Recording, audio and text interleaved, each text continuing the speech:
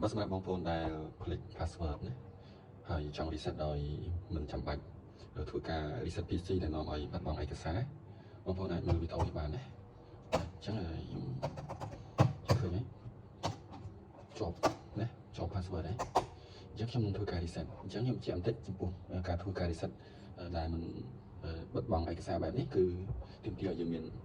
user 2ណាជាក់ស្ដែងកុំព្យូទ័ររបស់ខ្ញុំគឺមាន user 2គឺ user ទី1និងទី2ណាអញ្ចឹង user នេះគឺយើងចូលឲ្យបានទីយើង play password ហើយអញ្ចឹងខ្ញុំចូលទៅកាន់ user ទី2ខ្ញុំចូល user ទី2អូខេខ្ញុំចុច sign in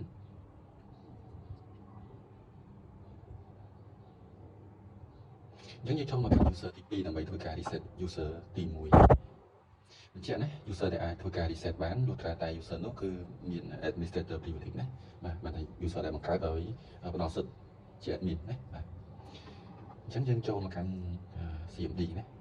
យើងចូលមក menu យើងវាយ CMD អញ្ចឹងនៅក្នុង CMD យើង run admin មក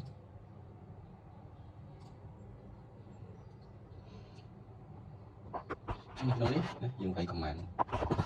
ចឹងបើសិនជាបងប្អូនអត់ចាំណាអត់ចាំ user ទេ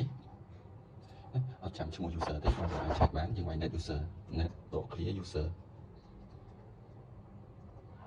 អញ្ចឹង user របស់យើងគឺមាន2ណាអូខេមាន administrator ជាមួយនឹងរាំងសី PC អញ្ចឹង user ដែលយើងធ្វើការ reset គឺ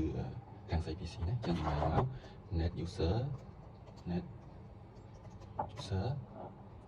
រាំងសី PC ណាPC ដក clear តមកបងប្អូនវាយលេខកូដថ្មីអញ្ចឹងឧទាហរណ៍ខ្ញុំដាក់ថា1 2 3 4 5អូខេដក clear សិន1 2 3 4 5អូខេហើយបងប្អូនចុច enter មកអូខេអញ្ចឹង password reset រួចរាល់ហើយអញ្ចឹងយើងសាកល្បងចូលទៅវិញ password ដែលយើង reset ថ្មីយើងសាញ់អើមកអញ្ចឹងនេះខ្ញុំបិទចោលខ្ញុំសាញ់អើ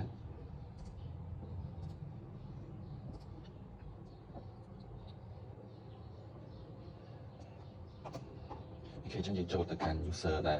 យើងផ្លេចលេខកូដបាញ់មិញអូខេអញ្ចឹងយើងវាយលេខកូដដែលយើង reset ថ្មីមិញមក1 2 3 4 5ណាអូខេខ្ញុំមើល1 2 1 2 3 4 5អូខេ enter មកអូខេរួចរាល់ចូលបានហើយ